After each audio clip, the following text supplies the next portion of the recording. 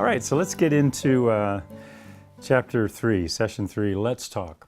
So obviously this chapter is about communication. So as we said before, we're really about halfway here. So we want to make sure that we don't have any hesitations about this couple being called together, and that we're happy to see them continue to progress in the premarital, as are they. But again, it's a good time to check in with their overseer or their pastor, whoever's going to be marrying them, if that's not you, and make sure you give an update on progression. Not all the details, but an update is good. So obviously we had sought permission from them to be able to do that, and hopefully they've granted that permission. So let them know how you're feeling about how they're doing. Give them some maybe progression reports and let them know how you feel about them as a couple. That will encourage them. Make sure that you do not spend extraordinary amount of time on things that they disagree on. Make sure you also spend some time on things that they agree on, because that will affirm them. As well, as you open up this chapter, we have a kind of some percentages here about communication. This is something that a really well-known author, Norm Wright, talks about. He says that 7% of conversation is actually content or communication, 38% is attitude or tone of voice, and 55% is body language. So let me give you an example of that. We can say, let's say we're both coming home from work, and our spouse maybe precedes us. Let's say it's our wife, and she's in the kitchen thinking about the return of her husband, and she's thinking about how much she missed him. He walks in the door, and she says, "I love you, I missed you today," and she begins moving towards him with her arms out. So the content is there, the attitude and tone of voice is good, and she's moving towards him. That's good body language. And he simply says, yeah, I love you too, and says, "Where's the mail?" and moves right beyond her arms. So obviously the content was there. He said, "I love you too," but that's not what she heard. She didn't hear that message. She probably heard something like, "Oh, he must be still upset from this morning," or "He had a really hard day today, and he doesn't want to talk about it. He just doesn't want me. He wants the mail." So we're staying in tune with the content of the message, with the attitude or tone of voice, and with the body language. So be aware of that, and don't overlook that as you sit with this couple and help them in their sharing together and in their openness. So every couple has conflict. Every couple. And it's good for you to share that you do as well. It's not whether or not we have conflict, it's whether we can resolve that conflict. Unfortunately, a lot of families don't teach their children how to resolve conflict. They just let them have a conflict. Or maybe they didn't see an example of parents resolving conflict. They just knew that their dad left the house and he stormed out, or the mom became silent, or they went to bed angry. Silence is not going to help. I remember the story of a husband and wife who decided to give each other the silent treatment. And so obviously neither one wants to be the first one to talk. And so the husband had to get up really early for a flight the next morning, and he wrote out a note to his wife, who was preceding him in getting up, and said, "Wake me up at 5 a.m. Excuse me. So he wrote this note. He didn't want to verbalize to her, "Wake me up at 5 a.m. And he wrote the note, and he put it on the table for her to see. She got up, saw the note, wrote her own note, and took it into the bedroom and laid it beside him, and it said, "It's 5 o'clock, get up." So neither one of them were willing to give in. Neither one of them were willing to speak. It's a humorous story, but it makes the point.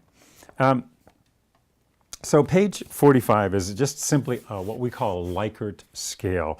Likert scale meaning always, usually, sometimes, rarely, never. But it looks at a lot of different topics. It goes through 1 through 20. So we're hitting on listening, we're hitting on understanding, we're hitting on appreciation, we're hitting on interests and ideas and thoughts. Are we open to those, from hearing from one another? We're also looking at personality traits, like one likes facts and information, the other one likes more feeling and emotional communication, and they're able to express that. What about their hobbies? What about do they respond in a thoughtful, non-judgmental way, or do they feel judged? Are they feeling judged in their communication? So they're able to mark this with an X, always, usually, sometimes, rarely, or never, and then able to look at one another's responses. Page 46, cover communication guidelines. This is an excellent exercise with a lot of different scriptures. To be a ready listener, do not answer until the other person is finished. That's right out of the book of Proverbs, James 1. Be slow to speak, think first. Don't be hasty in your words, etc. There's 14 different ways of communication here, straight out of the Bible. Number 14, do not gossip. And there's scriptures after each one. And then we have some guidelines for them to look at, some communication ideas for them to look at. There's two ways to communicate something. You can say you don't really care, or you can say I really need you right now. You can say, well, what do you have to complain about today? Or you can say it sounds like you had a difficult day. Is there any way that I can help you? I remember our children at the meal table saying, well, that wasn't a very good meal. There's something very negative about the food. So we instituted something in our family where the kids had to thank their mother or whoever cooked the meal, their father or their grandparent, whoever cooked the meal, they had to thank them for the meal at the end of the meal, and then they had to take their plate into the kitchen. So when they had to thank their parent for the meal, it was pretty hard to complain about it throughout the meal. So how we communicate, there's just two different ways of communicating here, and they're asked to respond to those different ways. We enjoy that exercise a lot, and I think the couples enjoy doing it because they see the reflection of both. There's one negative way to say it, and there's also a very positive way to say things. So let's go, there's some scriptures here on how to become an effective communicator on page 48 and 49. Let's go to page 50 and have we discussed there, again, those are a huge number of things, 25 areas to look at, areas if they've discussed it, if they need to discuss it, and that's a real help for them to look at those areas and discover whether they need to discuss these things or we've discussed them. So, and some things can be a bit challenging for them to look at, but it's also for the counselor, for yourselves, to be able to make sure that we do discuss these things if they haven't. And then we look at page 50 and 51, what do we do when we disagree? You need to be really, really familiar with this because this is really about conflict resolution. It is talking about how do we resolve the conflicts in our life? How does pride get in there into our conflicts? How do we represent Christ in this relationship? How do we walk in humility? Something that we discovered for ourselves, and it talks about it in this writing here on page 50 and 51, is that two individuals came into the wedding, but one individual left. That means Steve and Mary showed up as individual singles. We were under the authority of our families or our parents and others, but when we got married, when we said I do, Steve became Mary and Mary became Steve. There's something about oneness in the scripture that's so very important, and we talk about that in this section. And then, of course, moving on, page 52, we continue to cover that area and then go into scenario communication. Scenario communication is really established throughout the book where they have a scenario and then they have to respond to it. Now, these are scenarios that they don't think that they're going to have, but they get to read them. And for example, it has been over a week since the clothes were washed. You are out of socks. We had a young girl write, so wash some socks in the sink or whatever you need to do to have clean socks. Sometimes men don't know how a sock goes from being dirty to being clean and in their drawer. But as Mary said earlier, some are waiting longer to marry, and so they are doing their own wash. So just different scenarios, and then we go into fair fighting or fighting fair on page 53. The process of working through a disagreement. We want you to take them through this. We actually ask if there's an area of disagreement in your life, an area of disagreement that's been in their life. It's good to take them through this process. But listen, word of warning is don't get back into your argument as you go through this. So what are the steps? Well, there's 7 steps there. The first thing you need to identify in a conflict is you both need to understand what you're each saying. And then you need to set aside time. Sometimes we get into the heat of the moment and we really don't have time to finish this, but we need to set aside time. We need to find what we agree on. Mary and I had lots of financial disagreements, but we then had to talk about, well, what is it that we agree on in finances? Stay on the subject at hand, appreciate what each other has to say, identify what the needs are out of the request. Sometimes we have a disagreement, and it's not because someone wants something bad. Maybe both of us want something good, but we're disagreeing on what that is or how that's going to be. So identify what needs are we trying to have met with that disagreement. Explore the options and move towards a solution. Unfortunately, we get into a lot of disagreements and we don't move towards a solution. We just stay in the disagreement. And sometimes we just analogy that I use sometimes, if you remember the old Western, they had a 6-shooter. And that 6 was called a 6-shooter because it had 6 bullets in it and went around in the magazine. And once they were done firing 6 bullets, they were done. But if you remember, on their holster or on their belt, they had some more bullets. Sometimes I call that running, you're out of all your bullets out through your 6-shooter. And then you load it up for some more information or some more facts that you can fight about. Or maybe you sense that you're losing and now you're arguing about the vacuum cleaner, which isn't even part of this conflict. But what we don't do often is move towards what is the solution for this disagreement? What are we going to do about it? And hopefully this process can help take that couple towards the solution. And then on page 55, we start with something that we think is one of the most important things a couple can do, and that's pray together. Why is prayer so intimate? Why is it so important? Why should it be so valuable in this couple's lives?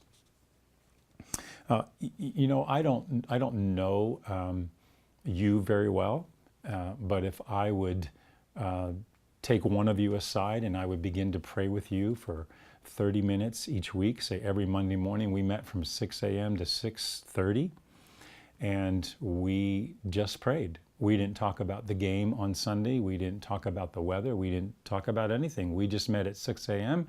and we started praying, and we finished at 6:30. We concluded praying, and we would come back together again the next week. I would guarantee you that in just a short time, maybe a month, maybe a couple of months, I would probably know more about you than most people know, because in prayer, we divulge our heart and we open up to one another. And unfortunately, so many couples have diverted to a same-sex friend that they pray with, just another prayer partner, because they're not praying in their own marriage. Now, one of the things that we caution about praying together with this couple, of course, we encourage it and we want them to learn prayer now, but we also talk in this exercise, are there places that they shouldn't pray together? Like a dark car or like a bedroom. And here's the reason. The enemy wants to take something called prayer, something very spiritual, and he wants to make it sensual. Because when we get into the spirit in that way in praying, it's very easy to slide over into the sensual. So we want to be very, very careful about that. How often are we praying and where are we praying? And obviously we're going to take this into postmarital and we want to take it into their marriages. So praying together. Premarital counseling couples that are not praying together, they're missing out on something very, very intimate.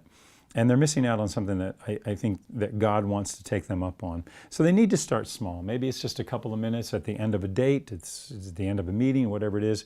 But we want to encourage them to start praying. And maybe you can encourage them to do it right there in front of you. They can take each other's hand and they can just pray for one another.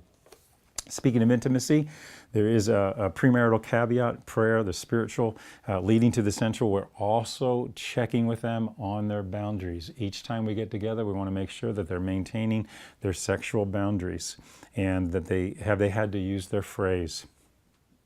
In the next video, we want to cover chapters 4 through 6. Thanks so much for joining us. Meanwhile, here's a question for you to think about. How can we, as counseling couples, grow in our prayer intimacy together? So, premarital counseling couples that are not praying together, it's so good to encourage them to start somewhere, and maybe they can start right there in front of you and pray for one another, pray for you. Obviously, you're modeling this whole aspect of praying together, but start small, have it become a habit so that they can carry it into their actual marriage. Praying is intimacy. And speaking of intimacy, we're once again checking on their sexual boundaries. We're finding out that they're staying within those boundaries, and we're also asking them, have they had to use their phrase? So we would like to close this communication chapter with asking you a question. and asking you to think about this question. How can we grow as premarital counselors? How can we grow our prayer intimacy lives together ourselves? So I want to leave you with that question. Then also, as you think about that, I want to look at moving on ahead in the book and going to the next chapter, session 4, which is finances.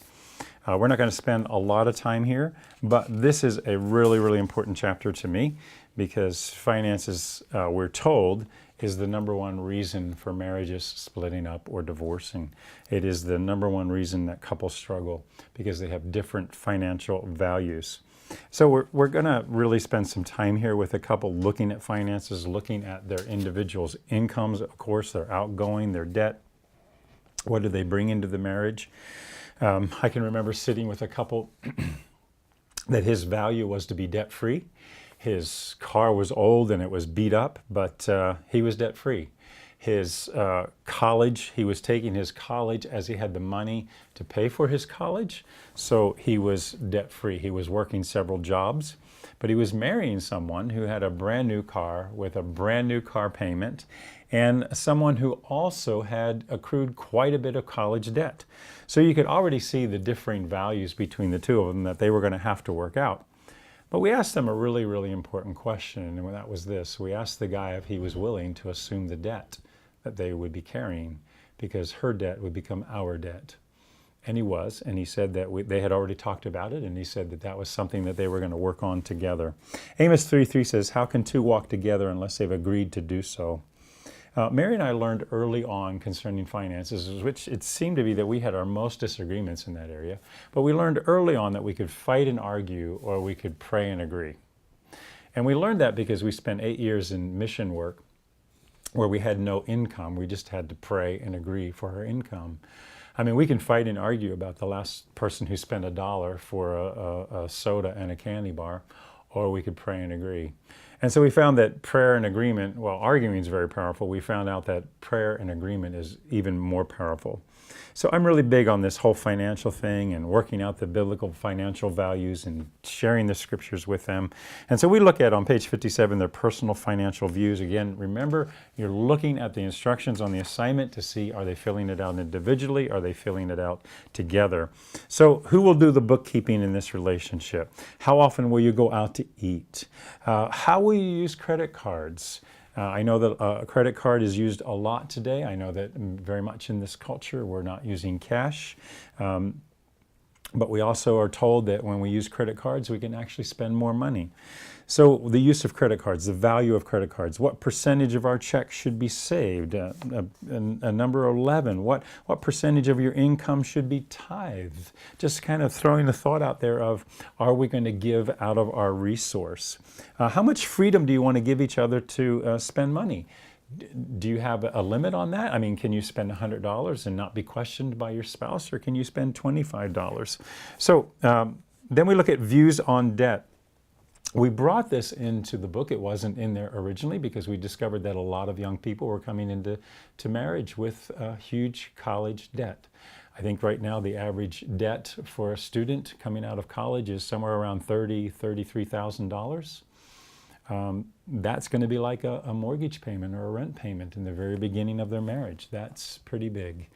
And so they need to understand that debt that they're carrying and how it becomes ours. So what is their financial view? How are they viewing debt?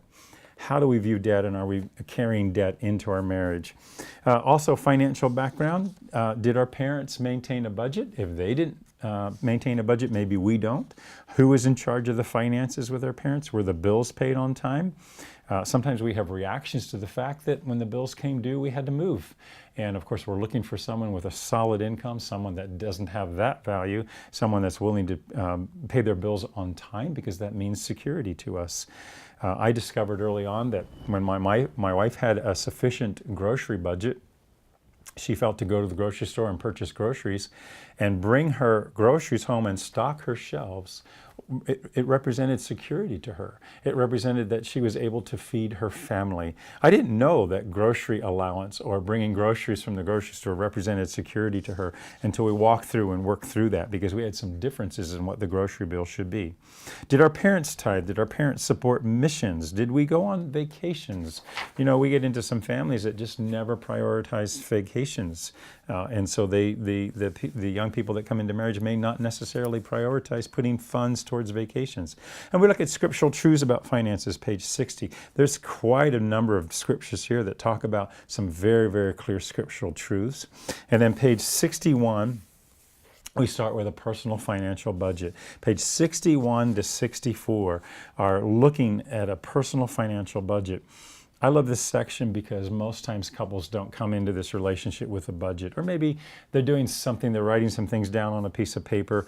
I don't know. Maybe when they're done with their paycheck, they're done spending money, and that's their budget. But listen, a budget is a picture. A budget will never stop you from spending money. It's just a picture. It shows the income, it shows the outgoing, and it shows what's left. Obviously, the idea is that we have income, we pay our bills, and we have money left over. But unfortunately, so many people don't understand that aspect of budgeting and don't have money left over. So why do we look at a whole year of budgeting rather than just a month? Because 1 month is not going to give us a clear picture of budgeting. We need to look at the whole year, because sometimes we have bills that come due every quarter, every semi-annually, and sometimes annually. So it's very important to get the whole picture of what our budget is. Oftentimes couples need help. We obviously have a sample here, and then we go into a blank page for them to fill out. But sometimes they need help on that budget, and that's okay. You can help them. Sometimes they don't have a clue about budgeting. Sometimes because they've come into debt because they don't know that you're to budget your finances. So sometimes we do actually recommend the Dave Ramsey course or the Compass course, something that will help them beyond what that you can give them. Make sure you're aware of that, and make sure you're aware of those courses so that you're able to recommend them. I know that we sent a couple. We found the Dave Ramsey course locally, and we said to them, if you don't have the finance, we'll pay for the course, but we want to send you to this because you both need a lot of help in the financial realm. They went to it, they submitted to it, and they learned a whole lot about finances, something that just did not come from their parents, and something that we just didn't necessarily have time to teach them. So on the side of their premarital, they were able to go and get that help. So this is a really important area, and obviously we need you to be familiar with this budget. Maybe you don't use it, and that's okay, but you need to be familiar with it so you know how to work it. There's a cumulative savings on the bottom, and we know that we need to do that because we have bills that are due at different times of the year. So please be familiar with it, and please give this section the best that you can possibly give them. The next section is on sexual relations, and I want to share a story. We got a call from a father that we knew in our area, and he let us know that his daughter was pregnant and not married, and asked would we consider doing the premarital counseling for his daughter and her boyfriend. And we said, well, we'll have to meet with them first, and then we'll pray about it. And so we got the couple with us and heard their story, and had prayed about it before they came to see us, and told them that we would have faith to do their premarital counseling if they would be willing to be abstinent from that point on till they got married. And they immediately said they would not.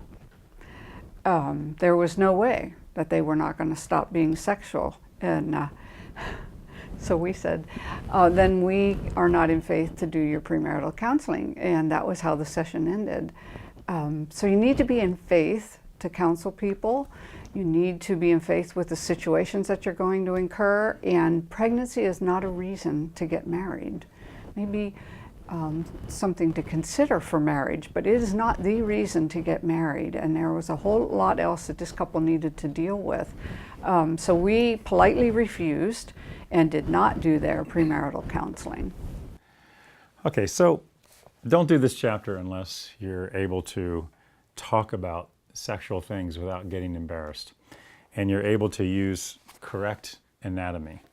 So I can remember one time that we used correct anatomy on body parts with our children, and my family did not. So one weekend, my parents were visiting, and my daughter was quite young, and she discovered that her brothers had some anatomy that she didn't have. And so at supper, she decided to announce that her brothers had a penis. I don't exactly remember how old she was, but immediately my mother said, "What did she say?" And I looked at my daughter and I said, "No, we're not having peanuts for supper." And I said, "Peanuts, Mom." So she goes, "Oh, I thought she said something else." So obviously that would have been embarrassing for my mother and my family, but it wasn't to us. We taught our children the proper anatomy, and those are the terms that we're going to need to use as pre- and postmarital counselors.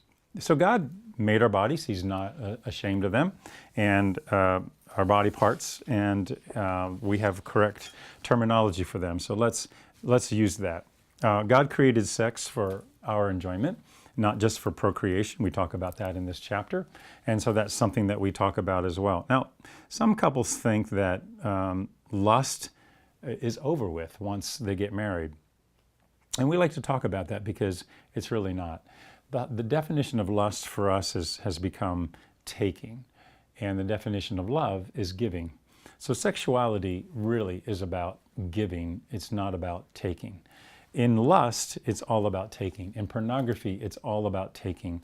In our youth, in our immaturity, it's all about taking. But in marriage, it's all about giving.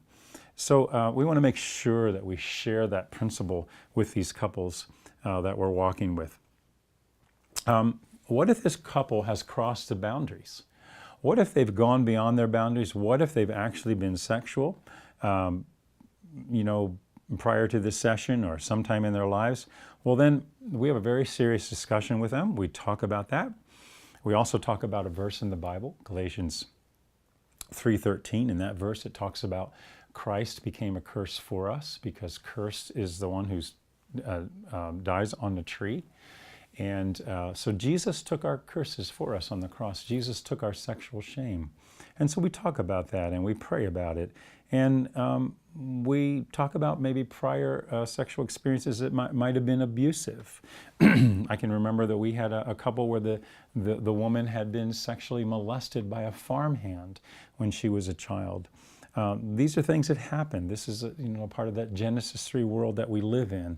And so we talk about those things. We bring them up.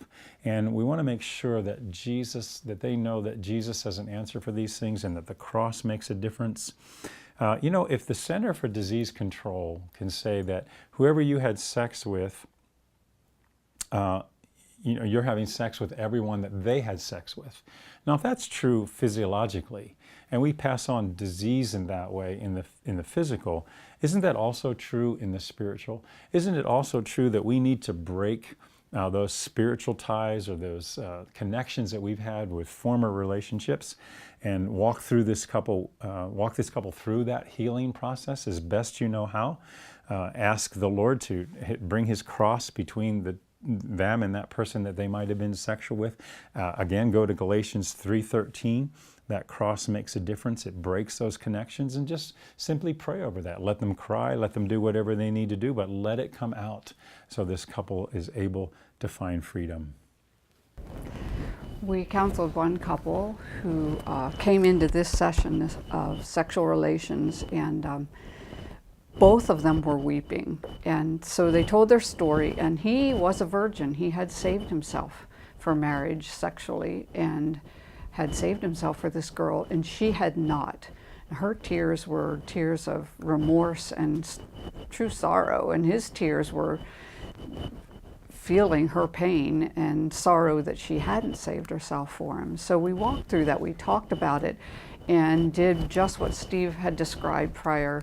We broke soul connections, and we repented and apologized to one another, and then asked God to declare a new virginity over them and a fresh sexual relation for them when they entered their marriage bed. And so they left that session with a lot of peace and a lot of the past behind them. And it was a beautiful thing to witness. And they are happily married today, and that issue has not detracted from their marriage.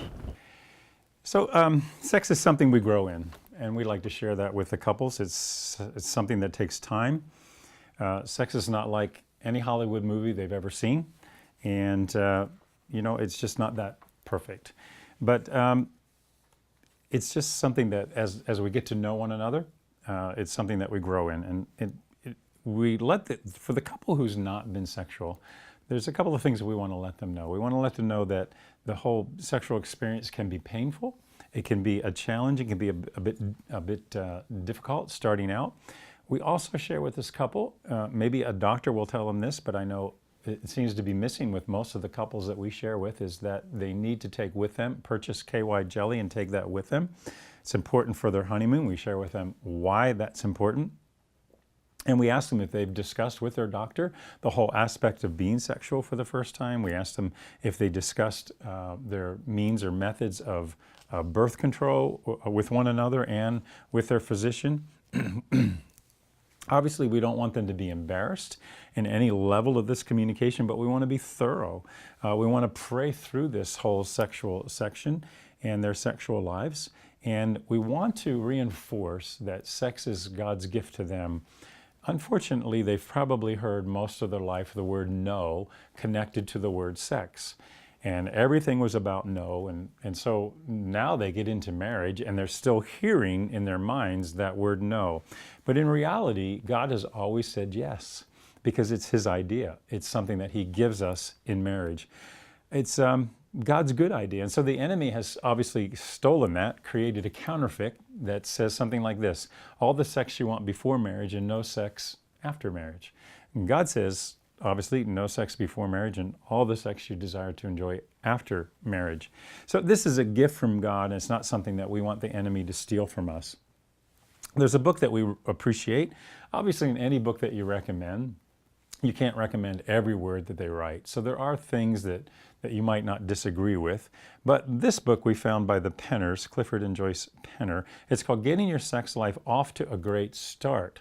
And that means, it's a guide to the engaged couple and the newlywed couple specifically. So that's why we like this book, because it really is speaking to the newly married couple or the engaged couple. And we appreciate so much of what they say in that book. So that's a book that we would recommend for this section. Now, let's go to our book page. We have the opening to this chapter on page 65, then page 66.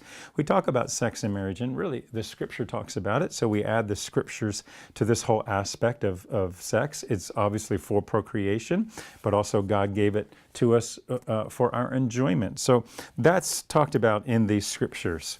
And then we look at questions for discussion. Do you feel that being a Christian will make any difference in your sexual relationship? What difference does that make?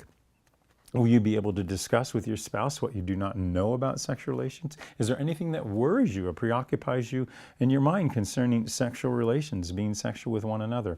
After marriage, I love this question, number 4, page 67. After marriage, how do you expect to communicate your desire for sexual intercourse? We also have a question here. Let me try to find it. Is how often do you expect to engage in sexual relations once you're married? I love that question too, because I love to see how large the number can be. And obviously we come back to that in postmarital. So some really important questions here. Number 15, what about children? The two of you, have you discussed your desires to have children? And if so, how soon, how many, how close in age, if the Lord would bless you with children. So some really very, very important questions here, and some questions that not meant to embarrass them in any way, but talking with them about this because so many people in their lives would not talk about it. Then we look at something called a creative plan. God's creative plan, because it's all His idea. And so that's what this goes through. Sexual pleasure is God's idea. There's some eight characteristics here of a creative lover. Again, be familiar with these pages so that you can walk them through it. Be attractive, be eager, be creative, be interested, be uninhibited. Obviously, we talk about hygiene in this section. Be involved in one another. and we just give some insights into how men are a little bit different than women. And we talk about sexual oneness and how that occurs. And we also have an important note here on page 71 under Roman numeral 5 or V. It says that pornography is false intimacy. It's fake, it's unrealistic, it's not real, and it's addictive. We give a lot of warning about pornography. There's no reason for pornography to be in our lives or to be in our marriages. It makes women very, very uncomfortable. But the truth is, so many people today are involved in pornography. So many on college campuses today are involved in pornography. Pornography is not something that will help you.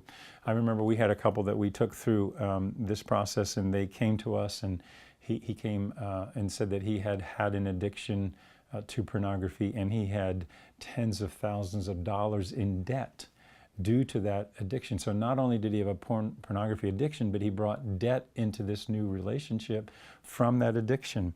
So something very, very important to talk about there. And if there are issues in that area, obviously we want to take them through change, through repentance, through confession. And if there is addiction there are books, there are DVD series that they can walk through. There are groups today that meet in that area. Do not take that lightly. Now, I'm understanding today that something like 70% of people in America are viewing pornography. The statistics are very, very high. It starts at age 9 to 11. The reason that is because we have something called smartphones. And those phones give us the opportunity to have pornography-free access to it. So something to really key in on. God has a creative plan. We know that the enemy wants to steal that creative plan. Then we have some questions here in pages 72 to 74. There's matching questions. There's attitudes and belief about sex. A, agree. D, disagree. And then matching. And then also over on page 74, true or false. We actually have the answers to these exercises in the appendices, so make sure that you take them to the appendices, that they get the correct answers for these questions. Very, very important questions, matching questions, things on incest and impotence and HIV and different sexual terminology that they need to be familiar with. True and false questions, again, the answers are in the appendices that you can take them to. And then finally we cover page 75, marriage sex is better sex and why. Because single sex, meeting up at night and having a sexual encounter, it's very dangerous sex. It's also very fearful sex because we don't know if we're going to get caught or get found out. But the safest sex is obviously sex with your partner in marriage. But we also know that there's things that inhibit sexuality, so we talk about that. The things like overscheduling and depletion and lack of communication, not serving one another, lust, the lack of non-sexual touch, pornography, a whole list of things there. In the case of sexual abuse in their history, we give a little challenging paragraph here on page 76. Need to get some input into your life and some further counseling. So this is an area that's very, very important for the couples. It's an area that they're very anxious to go through. Some actually have anxiety about it. Again, it's an area where we need to use proper language. It's an area where we need to communicate thoroughly. And it's also an area where I think as premarital counselors, we can share that sex is not perfect, that you have to learn and grow in this area. You have to identify one another's needs and how to help meet those needs and serve one another, because sex is about love and love is about giving, while lust is about taking.